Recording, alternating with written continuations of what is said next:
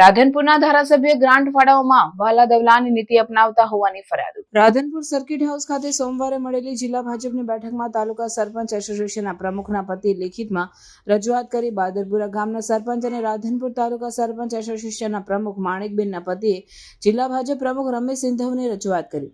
મહિલા સરપંચના પતિ દ્વારા કરાયેલી રજૂઆતથી ચકચાર મચી.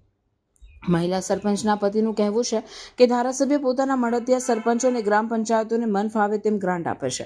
બીજેપી સાથે જોડાયેલા હોવા છતાં ધારાસભ્ય ગામના વિકાસ માટે ગ્રાન્ટ ફાળવવામાં ભેદભાવ રાખે છે.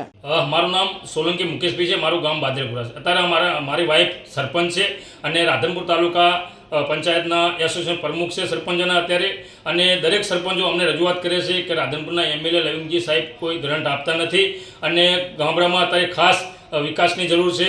તો આ બારામાં અમે દર વખતે રજૂઆત કરીએ છીએ કે એમએલએ સાહેબ ગ્રાન્ટ આવો અમને અને અમારા ગામમાં આવો, દરેક ગામની મુલાકાત લો કે શું પરિસ્થિતિ શું. પણ કોઈ લવિંગજી આ બારામાં કોઈ સાંભળતા જ નથી. ખાલી હા પાડે છે કે હા થઈ જશે ને ઓલું કરી નાખીએ. એ માલુક કશું કોઈ ગ્રાન્ટ 1 રૂપિયો હજુ સુધી અમુક ગામ પંચાયતમાં આપી નથી. વારંવાર રજૂઆત કરીએ છીએ પણ એમના માણસો અમુક માન્યતા હોય એમને ઢગલો ગ્રાન્ટો આપી દે છે. અમુક ગામમાં ખાસ જરૂર છે, કોઈ રસ્તાની છે, કોઈ પાણીની છે, એ ગામમાં અત્યારે એમને જ છે. તો સરકારને અમારી ખાસ રજૂઆત છે કે ધારાસભ્યને શ્રીને થોડુંક કહે તો દરેક ગામડાના સરપંચોને પણ લાભ મળે અને ગામના વિકાસ થાય. એ બારામાં અમે અમારા જિલ્લાના ભાજપના પ્રમુખ રમેશભાઈ સિંધવ સાહેબને પણ અમે આ રજૂઆતને લેખિત કરી છે કે જેમ બને એમ ગામડામાં કાંઈ વિકાસ થાય અને લવિંગજી ઠાકોર ગામો ગામ કોઈ પ્રશ્ન હોય સાંભળે અને દરેક સરપંચોની ફરિયાદ સાંભળે એવી સરકારને અમે વિનંતી કરીએ છીએ.